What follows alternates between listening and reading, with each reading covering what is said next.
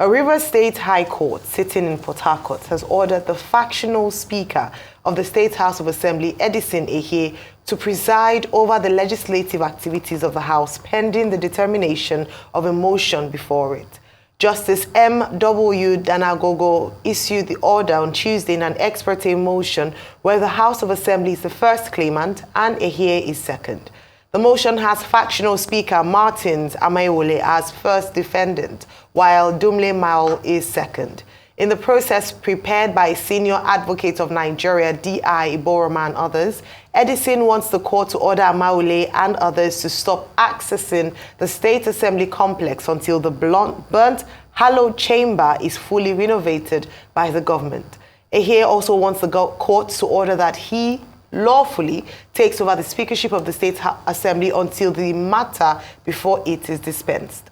The court, in an interim order, granted the request of the applicant, urging Amayewole and others to stop using the Assembly premise following the directive of Governor Siminalayi Fubara that the facility was being renovated.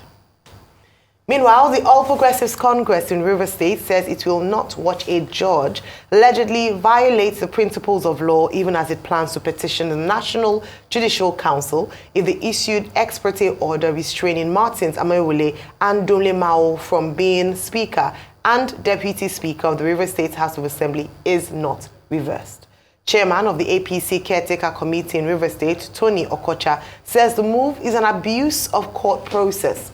He alleged that the idea is to allow Governor Fubara to present the 2024 budget to the Assembly, while also saying that only 4 members of the Assembly cannot seat over a 32-member Assembly with 27 as APC members. He says the APC will petition the National Judicial Council if Justice M.W. Danagogo does not reverse the ex parte order. It is no news that yesterday, 27 Rivers State House of Assembly members who were elected under the PDP platform cross-carpeted to the All Progressives Congress. It is the palpable fear of that irreparable loss and the concomitant churn-out that has led to the procurement of an ex parte order from the courts of Justice Danagogo, who is younger brother, I emphasize. Justice Danagogo is younger brother to Dr. Tammy Danagogo, who serves in government, Rivers State government, as Secretary to State Government. It is preposterous that Justice Danagogo could berate the NJC, who had decided against the granting of frivolous ex parte. We shall be left with no option than to petition to the NJC if the judge does not reverse himself immediately. Finally, it is our counsel to the governor of Rivers State that he should refrain from any action that may escalate the political tension orchestrated by his party, the PDP in Rivers State. Right, Rufai, we did predict that this is the River State issue is a developing story, and so we've seen that a court order and response from the APC. Your take on this story? Okay, so all of this started yesterday, at the start of the week, when lawmakers, loyal to, we all know that all these lawmakers are in a proxy fight, pretty much loyal to former governor of the state, did decamp to the APC. And once this started, we knew it was going to generate a series of events, that are going to have reactions and counter-reactions. So in this long fight, I would like to, if I keep scores, if you're a scoring man, you say 2-2. I counted from 1-1 because when there was an attempt to impeach the governor, he fought back. That was Even Stevens. That's 1-1.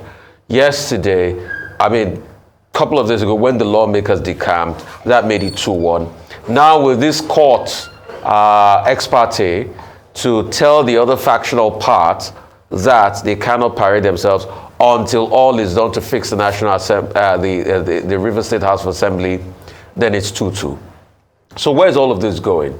Yes, the APC had reacted by saying that we're going to definitely petition the NJC, that Danagogo has a dog in this fight because his brother serves in the government and all of that. But it's an ex parte to be before they hear, the cases on ground as regards what is going on in the assembly. So let's see how this pans out. But one thing is certain, all of this fight in Rivers State. Number one, the people suffer because this distraction is needless for a state that has one of the highest level of unemployment in this country. And this distraction is not necessary for the Rivers people.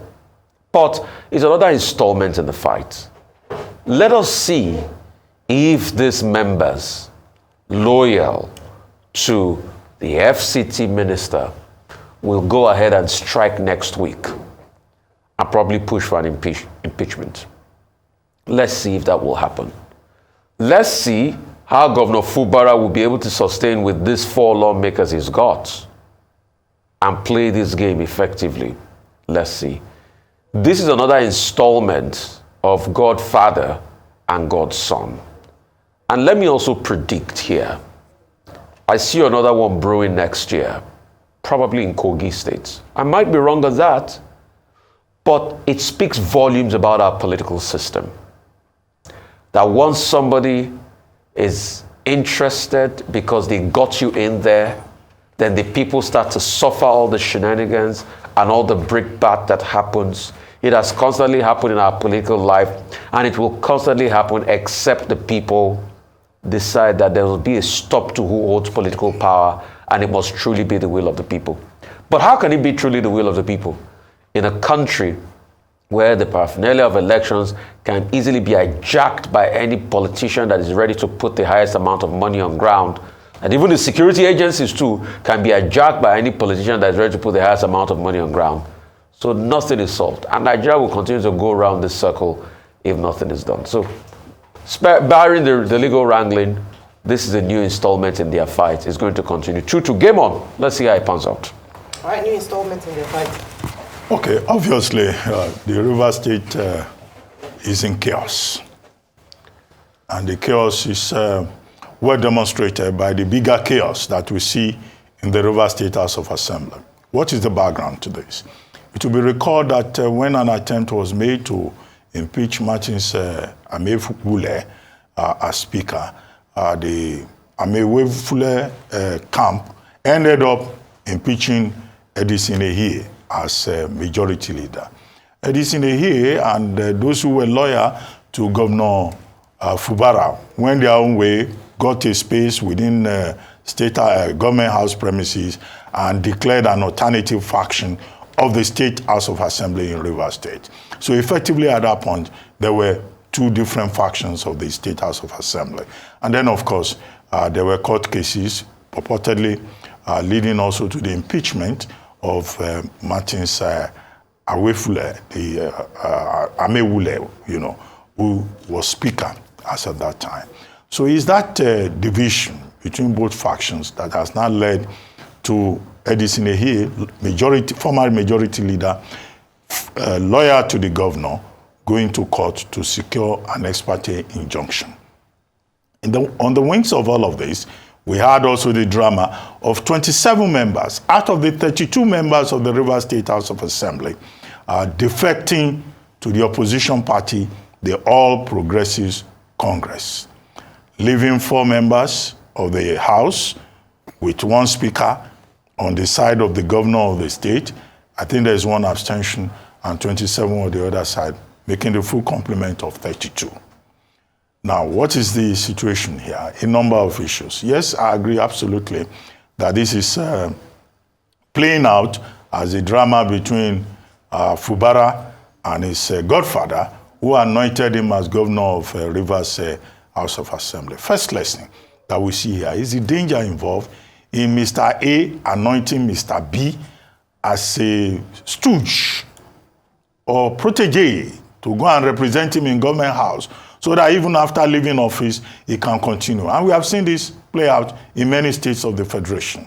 It's not just in Rivers State. The reminder is that this is a problem we need to solve if we need to deepen democracy in Nigeria. That's number 1. Number 2, we're confronted again with the dilemma of defections in Nigerian politics, cross-carpeting.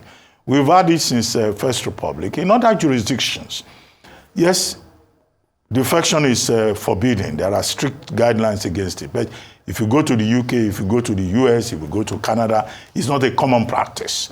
But it's a common practice here on the grounds of opportunism and the mindlessness, the weakness of our legislature. They are perpetually crossing. In fact, even the governors, you see a man who has become governor who has moved from one party to the other 2-3 times before the completion of his tenure. I will not go further to cite examples. But in this particular case, what we have had now is 27 members elected on the platform of the People's Democratic Party overnight, saying that they now belong to the APC. What does the law say? The relevant sections of the law, section 141 subsection 1, section 189 subsection 1, section 109 1G, and section 68 1G, referring to state houses of assembly and also members of the House of Representatives. So section 68 1G will apply in this instance. And what does it say? It says, yes, if you leave your party to another party, you lose your seat. And that's the same principle in section 109. But there's a proviso, and the proviso is the problem, on the basis of which persons have been asking for an amendment of these relevant constitutional provisions with regard to defection, because Nigerian politicians abuse it. The proviso is that if there is division within your party, then you can port to the other party. But that division has to be proven. So those 27 lawmakers in Rivers State, what they are alleging is that there is division within their party. But they need to be reminded of the decision in Abegunde versus Ondo State House of Assembly, a 2007 case, where the Court of Appeal ruled that this division that you talk about is not something that a lawmaker can just invent on his own as a tool of convenience. It has to be shown that the party itself is divided from the top at the national level, not in your village, not in your clan, not in your local government. So the PDP now threatening to go to court to challenge the defection of these 27 lawmakers and to request that their positions should be declared vacant. This will be the issue that will come up. The other relevant case in this case is Fedeco versus Goni, which is also a case with regard to defections. But the basic point here is about political opportunism that our politicians engage in. Now, to what effect? Will Edison Ehie be able to run a validly constituted State House of Assembly? I doubt, because of the chaos that has enveloped that House of Assembly in Rivers State. Would the 27 persons who are on the other side having majority, would they be able to have their way? Well, if Dave Umahi, who also defected as a sitting governor, could survive under Section 109 of the Constitution, if Ben Ayade, governor of Cross River State at that time, could survive, then of course, perhaps we may be faced with a situation whereby Fubara may be confronted with a fait accompli, whereby the 27 lawmakers will get away with it, they will have the majority, and they will impeach him. And Wike will have his way.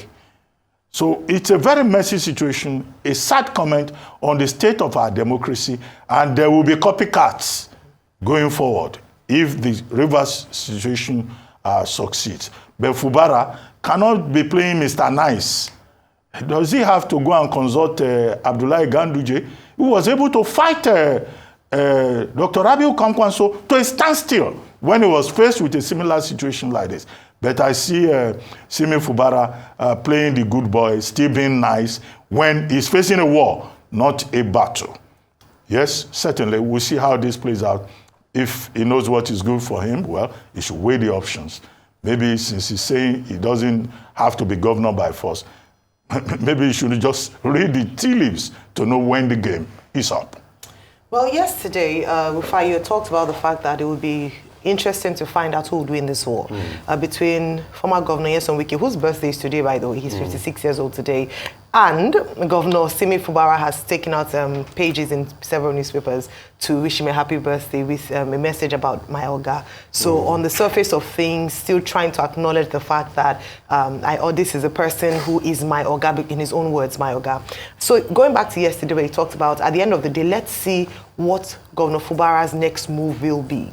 Because he seems to be quite silent or quiet in the midst of all the things that have been going on, almost as if there's some form of strategy on his part which includes or involves him just waiting to strike.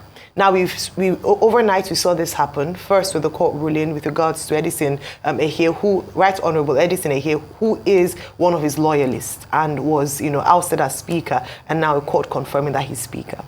Again, it seems like, the 27 lawmakers who defected and the APC, they are new parties coming out to challenge, at least verbally, this ruling by the court, saying that it is not constitutional, even threatening to report the judge or to petition the judge at the NJC. Now, at the end of it all, as has been said, this is politics playing out, and I believe that this is going to be quite critical and will set precedents for the future, depending on how this particular situation is managed.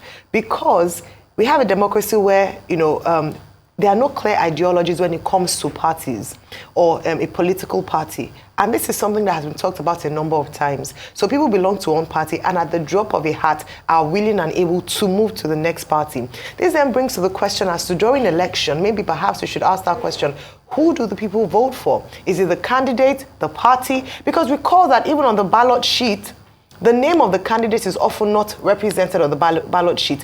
What people press their thumb against is the political party. And so that then brings the question, the relevant laws or constitutional provisions for defection. It raises that question. And then it also goes around as to integrity, morality. There are a number of questions around the defection of people from party, barely, 6 months into being voted into that office by the people who voted them in. In the midst of this all, the question must be asked, where do the people of Rivers State and the constituents who voted these individuals, both the governor and the State House of Assembly members, where do they come in? Let's not forget that the State House of Assembly, at the end of October, a section of it was burnt.